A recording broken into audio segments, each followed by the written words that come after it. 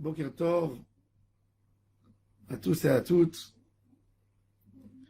Dans notre paracha, on a le mariage de Yaakov Avinu alav Shalom avec Rachel et Léa. Dans la Kabbalah, dans les mondes, dans les étapes de la lumière, on a Yaakov et Rachel et Yaakov et Léa. Ce sont des étapes,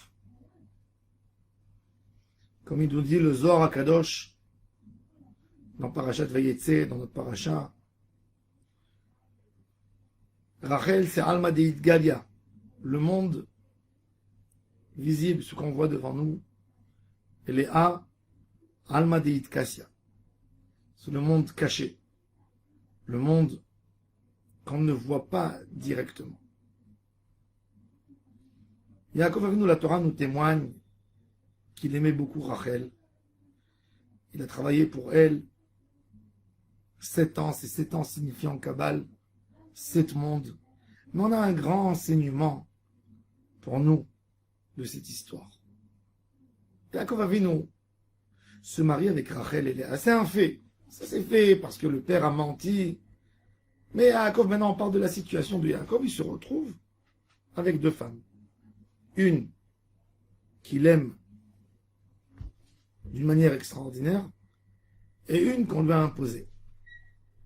Léa, elle sent qu'elle n'est pas aimée par Yaakov. Elle en pleure, elle larmoie. Et Akadosh Baruch Hu écoute ses prières, lui donne des enfants, 1, 2, 3, 4, 5, 6. 6 enfants et une fille. Elle lui fait 7 enfants à Yaakov. À la fin, c'est elle qui devient la femme principale à la maison.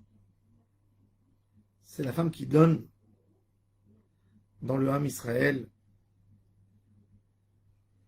la royauté, la tribu du Yehuda, les Kohanim, Lévi, qui donne Moshe Rabbeinu. Le Ham Israël se fait de la base de Léa. Et pourtant, Yaakov Avinu aimait Rachel. Aimait beaucoup Rachel. Mais à la fin, la femme à qui il s'attache le plus, c'est même plus aimé, comme elle le dit très bien. Elle dit quand elle a quelques enfants, elle dit maintenant, je n'ai plus besoin du mot amour. Je suis lié à Yaakov. Quand elle a eu Lévi, elle a dit, il avait Ishi, et mon mari m'accompagnera. Il n'aura plus honte de moi. Et quand elle a eu Zebouloun, elle a dit, maintenant mon mari habitera avec moi. Il ne peut plus partir. Un attachement spirituel au tzaddik à Yaakov Avinu, qui a là Tilo Shisha Banim. Qui c'est qui est enterré avec Yaakov? C'est Léa. C'est Léa. Toute la brina de Léa, c'est Alma Deit Kassia. Yaakov Avinu, quand il s'appelle Yaakov, il est attiré par Rachel. Yaakov n'est pas encore mûr par rapport à l'image de Israël. Et quand Yaakov Avinu devient Israël, eh ben, il s'attache de plus en plus à Léa. Israël, c'est les lettres Li, Roche. Moi, j'arrive à la tête. Léa, au niveau de la Kabbalah, c'est Minachazé ou le Mala. Il y a des niveaux de sphère, je ne vais pas rentrer maintenant là-dedans. Ça arrive à la tête. Rachel, elle monte que jusqu'au niveau de la poitrine. Celui qui comprend un peu, comprend ce que je dis. Dans la Avodat Hashem, moi je vais expliquer la métaphore, je ne vais pas rentrer dans les détails. Il faut étudier. On a dans la Kabbalah Alma Deit Galia et Alma Deit Kassia. Un homme, quand il rencontre Akadosh Baruch Hu pour la première fois de sa vie, il est émerveillé. Il dit, il est impossible que ce monde magnifique, avec tout ce qu'il y a dans ce monde, le ciel, la terre, tous les êtres humains, pas humains, les animaux, tout ce qu'il y a dans ce monde est fait par Akadosh Baruch Hu. Et il veut recevoir sur lui la royauté d'Hachem, accepter Hachem comme le roi du monde. Et il fait un travail. À un certain moment, Akadosh Baruch Hu lui donne la main et lui dit, je vais t'amener dans d'autres mondes, que tu vas voir à quel point je suis encore plus grand que ce que tu pensais. Toi, tu pensais que c'est impossible que tout ça a été créé sans créateur. Je vais te montrer d'autres dimensions. Plus on est proche d'Hachem, plus on sent la honte d'Hachem qui a choisi en nous. Il y avait un tzaddik que quand il rentrait au slichot, et on dit Lecha Adonai Hatzedaka, Velanu Boshet Apanim. Il rougissait, il sortait de la synagogue en pleurant, ému. J'ai honte, Hachem, j'ai honte, j'ai honte. Je ne sais pas où mettre ma tête devant ta grandeur. Ça, c'est le Alma Deifkassia. Le monde caché. Il n'est pas donné à tout le monde. Il est donné à quelqu'un qui a mis toute sa volonté pour comprendre ce qu'il voit. Et bien, Kadosh Baruch Hu lui offre cadeau ce que les gens n'ont pas l'habitude de voir. Mais Kadosh Baruch Hu ne montre pas ce monde mystérieux et caché à celui qui ne s'est même pas fatigué pour voir ce qu'il a devant lui. Il ne sait pas faire les vraies analyses. Il ne sait pas ramener tout au Créateur. Dans la Avodat Hashem des Tzadikim, Rachel, tu ne peux pas la louper. Elle est magnifique. Elle a les yeux, la lumière qui éclaire d'elle-même. Léa, c'est un travail dans Avodat Hashem. La notion de Rachel et Léa pour nous, Léa, c'est un travail pour aimer. Et c'est pour ça que quand on travaille, ça donne beaucoup plus fort. Rachel, c'était naturel au début. L'amour que Yaakov a accordé pour Rachel, travailler 7 ans, jour et nuit, ne pas compter les jours, ça passe tellement vite parce qu'il aimait. Pour elle, n'importe quel effort était justifié par rapport à Rachel. Les problèmes sont arrivés après. Mais Léa, c'est un monde caché. C'est un monde que tu ne vois pas au début.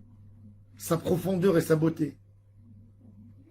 Et Yaakov avait besoin de faire un travail de tous les jours pour l'aimer, pour comprendre sa profondeur, pour voir la force de la tfila de Léa, à quel point elle priait. Elle demandait à Hachem Yitbarach, je veux être lié au tzaddik. Ça, Yaakov n'a pas vu au début. Et après, plus il a compris, plus il est resté avec elle. Dans la Avodat Hashem, il ne faut pas avoir peur des choses dures. Souvent, on affronte dans la vie, dans le quotidien, des choses qui nous paraissent loin de nous, pas à portée de main. C'est là où il faut mettre le vrai travail, parce que c'est là. Les choses qu'on passe à côté, on n'est pas émerveillé par ces découvertes. On a des passages dans la Torah, des moments dans notre vie où on est passionné, où on est émerveillé de ce qu'on voit et on veut faire, on a la pêche, on a envie de faire. Eh bien, vous allez voir que dans ces mitzvot qu'on fait, on prend un bénéfice, mais il n'est pas, il ne nous change pas, il n'est pas énorme par rapport à nous. Mais quand on prend des mitzvot qui ressemblent plutôt à Léa, dans les mondes cachés, où on ne voit pas au début, où il faut beaucoup de travail et beaucoup de profondeur pour comprendre la grandeur de ces mitzvot, c'est là où on a un vrai bénéfice de Avodat Hashem. C'est là où on ramasse, où on récupère des choses extraordinaires.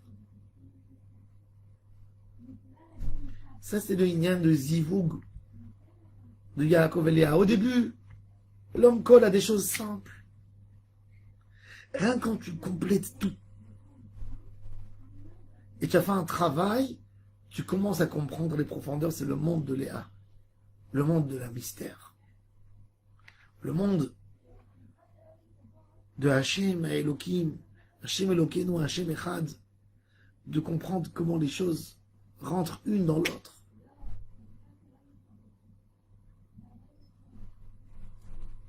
Ça, c'est le secret que la Torah nous raconte.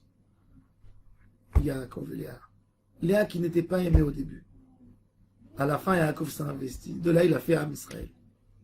Léa, c'est la maman principale du Am Israël. C'est vrai que Rachel, elle a sa place, bien sûr qu'elle a sa place. Mais Léa, c'est un travail quotidien de tous les jours. De se poser les questions. C'est pas évident qu'elle est aimée.